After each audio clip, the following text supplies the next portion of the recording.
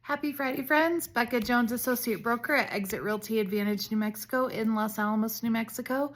A couple weeks ago, I decided I was going to step out of my comfort zone and sit down in front of the camera and start answering some frequently asked questions that I get in my line of work as a real estate broker.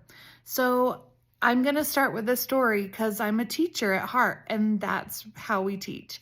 So back in 2008, when Tyler and I started buying and selling properties in Los Alamos County, the first transaction that we ever did, the first home sale that we ever did, we had a broker. And the transaction was really easy. It went pretty quickly.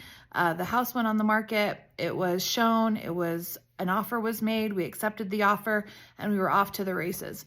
That broker really walked us through the whole thing. We had no issues. If there were issues that came up, I didn't really know about them. I think she was taking care of a lot of things behind the scenes that I probably didn't know.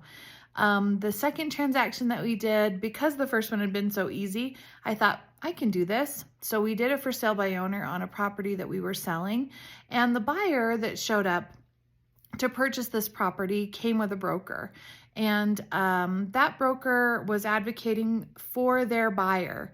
And when I look back on that transaction now, I didn't really have anybody besides us advocating on our side. Now, that broker was great. She helped her buyer get through the transaction, and there were things that she took care of that she probably didn't need to, but she was, because she wanted to do the best for her buyer.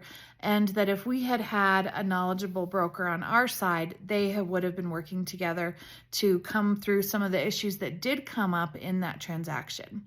So the third time that we were getting ready to buy, because the first two transactions had been pretty easy, I thought, I can do this. We don't need a broker. I've got Google. That transaction, that closing, it took us over a year to close on that property. We ran into issues surrounding inspections, around appraisals, just getting the paperwork done. We had to hire more people. We had to have repairs done that we as the buyer ended up paying for. We had to hire a lawyer. And now I look back at that transaction through the lens of a real estate broker, and I think, man, a broker really probably could have saved us quite a bit of money on that purchase, because they would have been advocating for us with someone else.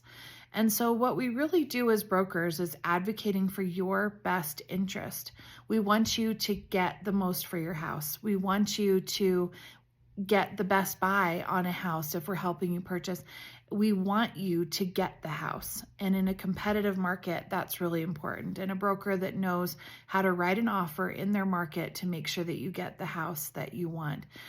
It is important. And I really diminished the role of a real estate broker until I became one. It was after that third sale that I decided to really seriously start looking into becoming a licensed real estate broker.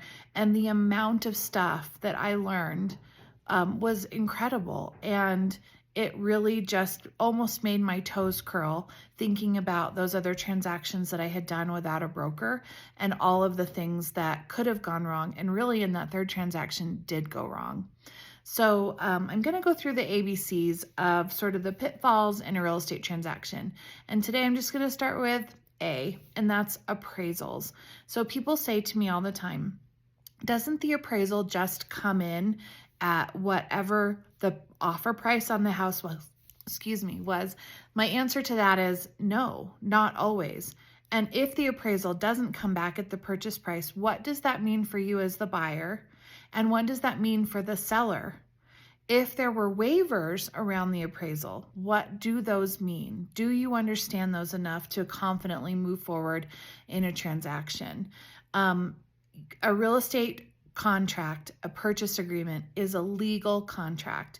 Once you have signed that, you're in a legally binding contract with another person. It's important that you're meeting all of those milestones and contingencies that come up in the transaction.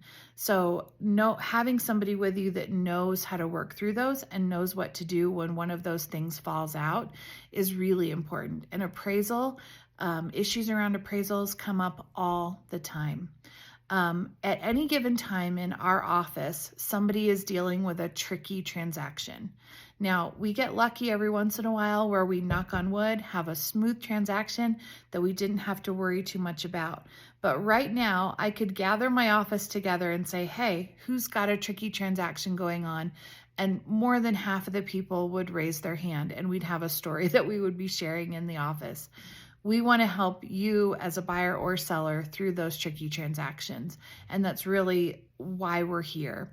So if you have any questions, feel free to reach out. Give me a call, 505-695-9196, and tune in next week for more on the series. Have a good day. Bye.